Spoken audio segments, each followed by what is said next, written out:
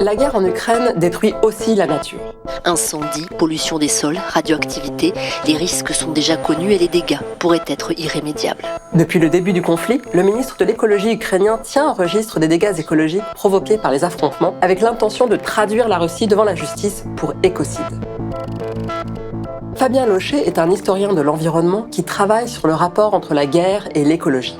Et ce qui l'intéresse, ce ne sont pas seulement les impacts directs des conflits armés, c'est aussi comment, même en temps de paix, les guerres passées et l'anticipation des guerres futures influent sur nos choix technologiques et énergétiques. Comment les conflits passés façonnent-ils notre environnement présent? Quel rapport entre les mouvements pacifistes et écologistes? Comment la guerre intoxique-t-elle le monde?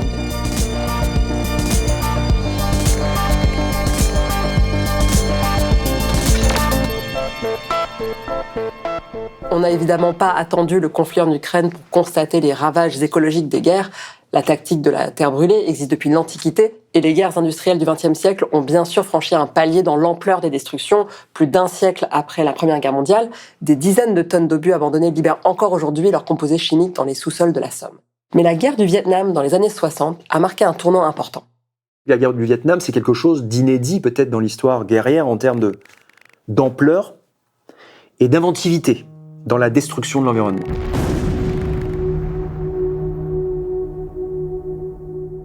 Alors, on a tous en tête les images du napalm qui ont été mises en scène dans tous les films, même hollywoodiens, ou presque sur la guerre du Vietnam, et évidemment l'image de cette petite fille qui court sur cette fameuse route brûlée au napalm. Grande figure de la contestation aussi contre la guerre.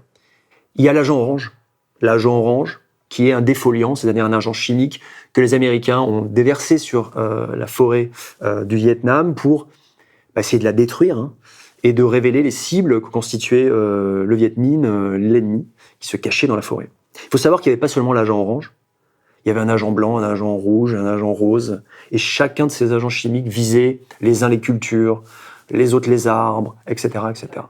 On a aussi fait quelque chose qui paraît aujourd'hui un peu étrange, fait des expérimentations de ce qu'on appelle la guerre météorologique pendant la guerre au Vietnam. C'était le projet Popeye qui consistait à déverser dans l'atmosphère, par avion, les composés d'argent. Selon plusieurs journaux, en effet, des journaux américains en particulier, les Américains, précisément de façon à gêner les mouvements des troupes ennemies, réussiraient actuellement à provoquer des chutes de pluie sur certaines zones de combat.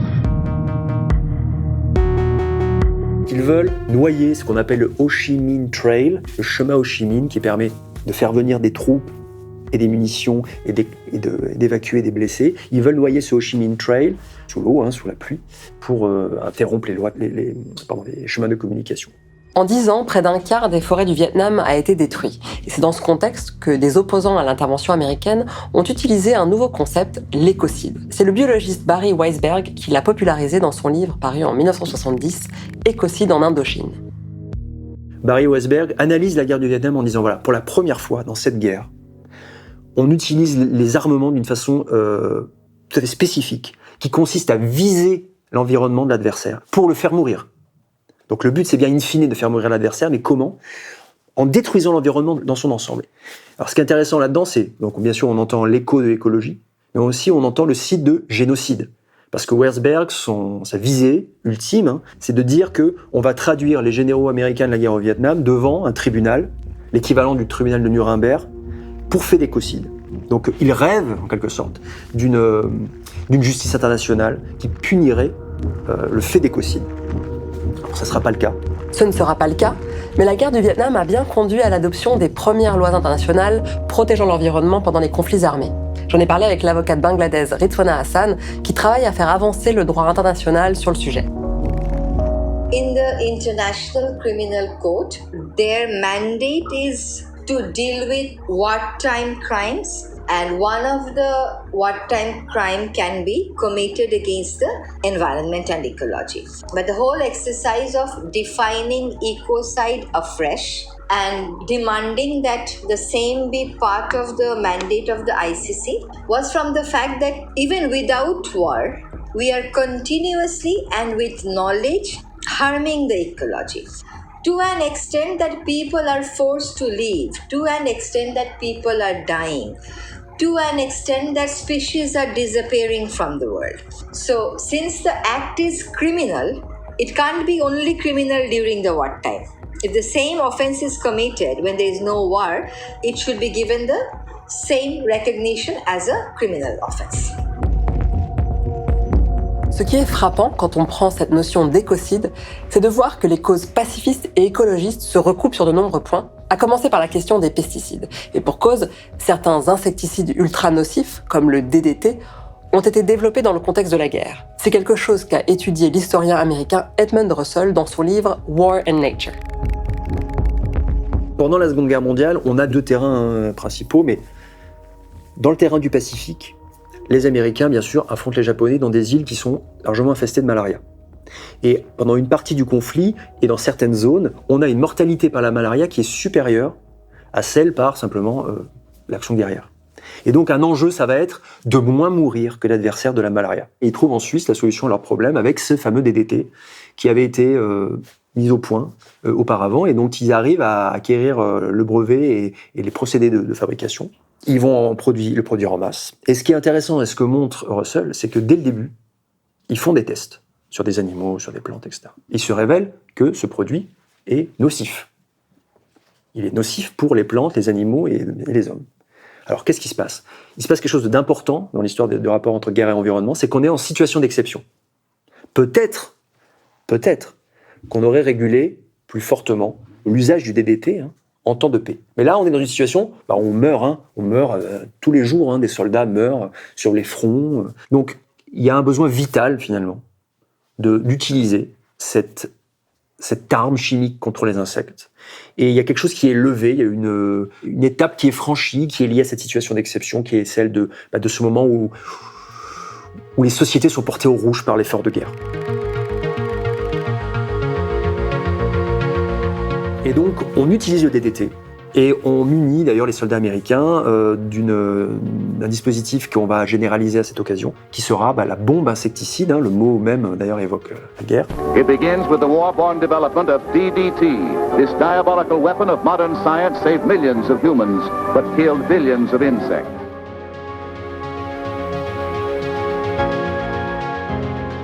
Il y a aussi une histoire des représentations croisées des insectes et de l'ennemi. Et ça, c'est très fort. Je vais prendre l'exemple des Japonais, qui sont décrits, mis en scène, dessinés, très largement, comme des insectes. Et finalement, c'est l'animalisation de l'ennemi qui permet le passage à l'acte et finalement la levée des barrières morales pour la destruction de l'autre être humain. Mais il y a aussi, c'est ce qui est assez intéressant aussi, des représentations qui montrent des insectes comme des Japonais. En disant, ces insectes, il faut les détruire.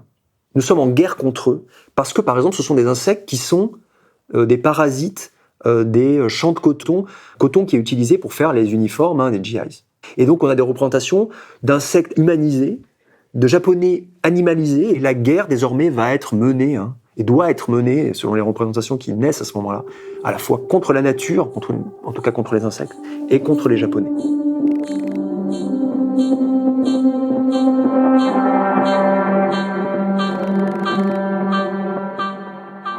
Edmund Russell aborde dans son ouvrage les liens étroits qui existent entre l'industrie chimique et celle de l'armement. Mais il montre aussi comment des produits toxiques qui s'imposent grâce à l'état d'exception créé par la guerre peuvent se reconvertir par la suite dans le monde civil. C'est ce qui explique que le DDT, qui a pourtant été développé pour le contexte spécifique de la Deuxième Guerre mondiale, a continué à contaminer les chaînes alimentaires pendant des décennies.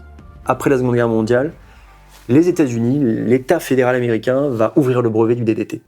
Donc tout le monde va pouvoir produire du DDT sans payer de royalties à qui que ce soit. Et donc évidemment, cet instrument se diffuse, il va se diffuser notamment dans l'agriculture. On a aussi des publicités où on voit des ménagères dans leur cuisine avec ce qu'on appelle le home front.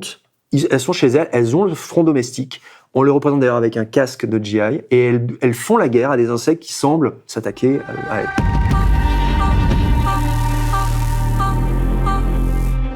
Il y a un retour dans l'espace domestique de cet imaginaire et d'ailleurs de ces technologies, parce que ce casque à la main, cette ménagère, c'est une bombe insecticide. La même que les GI avaient sur eux, lorsqu'ils débarquaient à Guam, qui débarquaient sur les îles du théâtre Pacifique. All people have to do is to press the patented top like this. It's a handful of concentrated death. on voit que c'est quelque chose qui n'est pas limité au monde de la sphère militaire, mais que c'est vraiment une vague de fond qui est à la fois d'ordre technique, d'ordre culturel, autour de cette question de la guerre à la nature. Il y a des choses assez étonnantes dans les années 50. Il y a un programme, par exemple, qui s'appelle No Fly in Idaho. Donc, on veut éliminer toutes les mouches de l'Idaho, ce qui... Enfin, une sorte d'utopie sinistre là-dedans. Alors, pour quelles raisons? On imagine pour des raisons de commodité, enfin, voilà. En même temps, on se dit, mais c'est absolument pas comprendre ce qu'est une chaîne écologique. En fait, comme si on pouvait enlever la mouche, comme si sans conséquence possible. Donc, il y a vraiment tout un imaginaire de ces années 50, 60, avec des gens qui le dénoncent. Il y a René Dubos, par exemple, qui est un personnage assez important dans l'histoire de l'environnementalisme. Il dénonce, on peut dire, l'exterminationnisme dirigé vers la nature. Oui. Cette espèce d'idée que on va éradiquer certaines espèces animales. Alors ça existait déjà en partie, on parlait de nuisibles, on connaît ça, l'histoire des nuisibles, mais là ça prend des dimensions supérieures. Alors, quand est-ce qu'on commence à prendre conscience de la dangerosité de long terme de produits comme le DDT? Eh bien, en 1962 va paraître un livre qui va produire une onde de choc.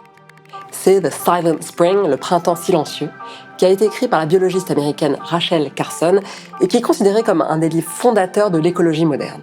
Qu'est-ce que le printemps silencieux? C'est ce printemps où on n'a plus d'oiseaux, on n'a plus d'insectes, on n'a plus de batraciens, parce que le DDT a tout tué.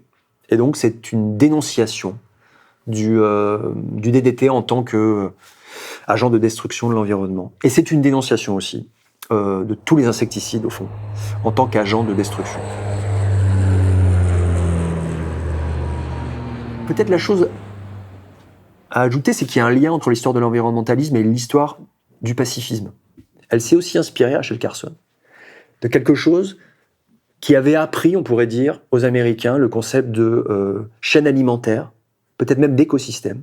Et ça, c'est les effets des tests des armes nucléaires. Et on revient encore à la question de la guerre. Parce que à la fin des années 40, au début des années 50, les Américains et les Soviétiques, et bientôt les Français, font des explosions nucléaires d'essai. Et on a déjà des grands débats sur les effets possibles de ces explosions nucléaires à l'échelle globale.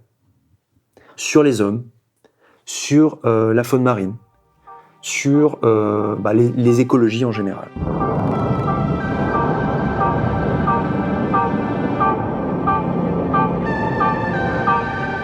On peut mentionner une chose, tous les humains qui sont nés pendant les essais nucléaires atmosphériques portent dans leurs os une trace isotopique de ces essais. Ça veut dire qu'on parle d'anthropocène aujourd'hui, etc., l'espèce humaine confrontée à des menaces globales, et à juste raison. Mais là, concrètement, c'est une expérimentation involontaire sur l'espèce humaine dans son ensemble. Chaque être humain a cette trace. Et Rachel Carson va être très influencée par ça, notamment par un composé qui est emblématique, c'est le strontium 90, qui est un composé des retombées nucléaires. Et en fait, elle décrit dans son livre les effets du DDT comme quelques années avant, on décrivait les effets du strontium 90 sur les écosystèmes. Donc il y a en quelque sorte eu un apprentissage collectif de ce que ça peut être de contaminer à l'échelle globale. Et chez Rachel Carson, il y a une reprise en fait de ce thème pour expliquer aux Américains ce que fait le DDT. Une autre figure éminente qui incarne ce lien entre pacifisme et écologisme est le biologiste Barry Commoner. Alors lui s'est justement intéressé au strontium 90 qui se fixe dans les squelettes en croissance des enfants. Et il a analysé plus de 200 000 dents de lait pour démontrer la nocivité des retombées radioactives des essais nucléaires. Barry Commoner, c'est une grande figure de l'environnementalisme américain qui représente l'aile, disons, la plus technocritique de l'environnementalisme américain, qui a fait ses armes dans le mouvement anti-essais nucléaires. Parce que dès les années 50, dans le Nevada, il y a des gens qui font des sit-ins devant les sites où on fait des essais nucléaires expérimentaux. They are worried about the effect of fallout, particularly radioactive iodine and strontium-90, on their children's health. C'est les militants pacifistes qui deviennent des militants écologistes, on peut dire dans ça, certains cas. Où il y a une sorte de coproduction dans certains cas du militantisme écologique et du militantisme pacifiste ou anti-militariste. On retrouve des mêmes modalités d'action, de sit-in. Les modalités d'action, les discours en partie, avec cette dénonciation du fait qu'on fait la guerre à la nature. Man's attitude toward nature is today critically important, simply because we have now acquired a fateful power to alter and to destroy nature. But man is part of nature, and his war against nature is inevitably a war against himself. Les mouvements pacifistes et écologistes se sont donc retrouvés autour des questions de contamination des pesticides et du nucléaire. Et les essais atomiques illustrent d'ailleurs le fait que ce ne sont pas toujours les guerres elles-mêmes, mais la préparation à des hypothétiques guerres futures qui sont le plus destructrices d'un point de vue écologique. De fait, l'histoire a connu 2 utilisations offensives des bombes atomiques, à Hiroshima et Nagasaki à la fin de la Deuxième Guerre mondiale, mais il y a aussi eu dans le monde plus de 2000 essais nucléaires dans l'atmosphère, sous l'eau et sous la terre.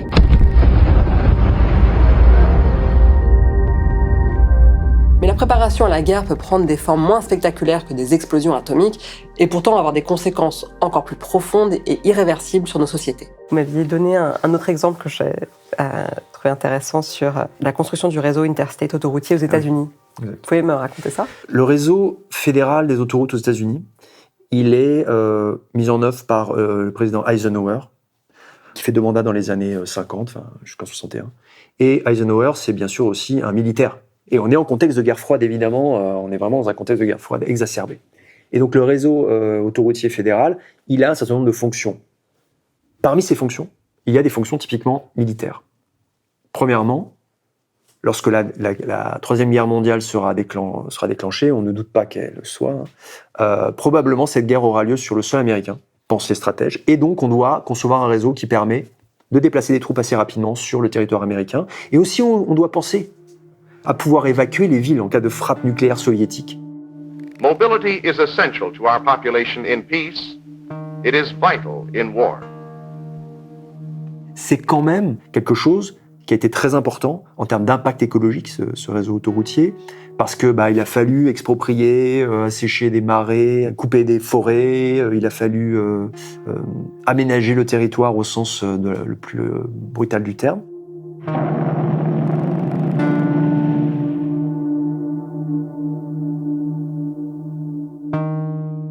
Donc il a eu un impact écologique très fort. Il a permis aussi, bien sûr, ce réseau autoroutier de pousser encore un peu plus la civilisation de la voiture, donc l'usage massif de combustibles fossiles, mais aussi de généraliser dans une certaine mesure l'étalement urbain, les villes qui sont structurées selon des archipels pavillonnaires comme ça, et les autoroutes en question donnaient des sorties vers ces différentes aires de logement. Donc tout ça contribue finalement à une trajectoire civilisationnelle non durable, fondée sur des exploitations intensives des combustibles fossiles, avec au départ une motivation qui est en partie, mais en grande partie militaire. Donc c'est un objet intéressant parce qu'il permet de montrer à la fois, je trouve, l'importance du fait militaire dans les évolutions, disons, socio-écologiques, et en même temps de dire, attention, ce qui est intéressant, c'est que c'est souvent mêlé à d'autres choses. C'est pas toujours aussi clair qu'un essai nucléaire ou la guerre au Vietnam. C'est souvent un mix mêlé à d'autres choses et des processus qui sont, qui mêlent le civil, qui mêlent le militaire, qui mêlent l'économique.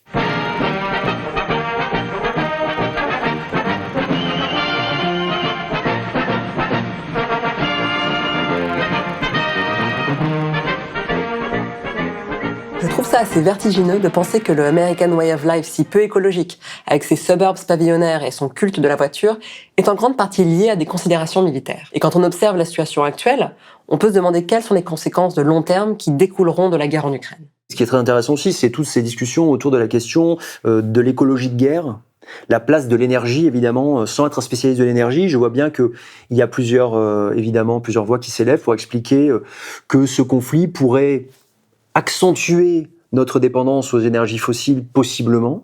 Alors pourquoi ? C'est quoi le raisonnement ? Le raisonnement, c'est qu'on voit bien qu'aujourd'hui, pour essayer de se passer finalement du gaz et du pétrole russe, on va s'en remettre probablement de plus en plus aux États-Unis. Aux États-Unis même, on voit qu'il y a certaines forces, disons, sociales et politiques qui en profitent pour demander, par exemple, l'ouverture des terres fédérales à la prospection et au forage, alors que c'était quelque chose qui avait été mis en partie sous moratoire.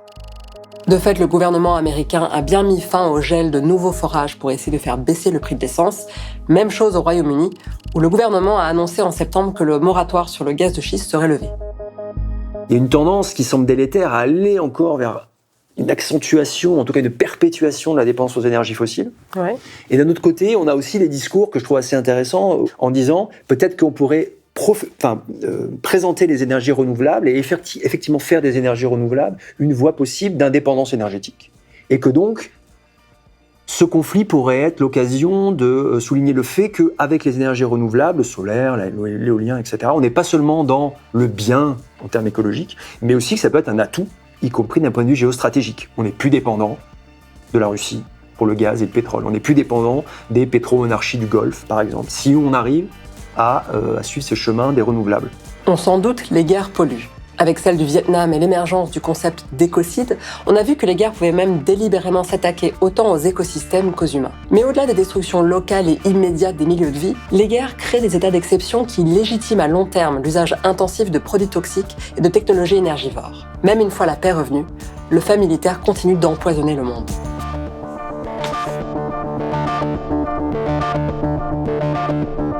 Pour aller plus loin, mes sources sont en description et pour garder les idées larges, il y a d'autres épisodes. À bientôt!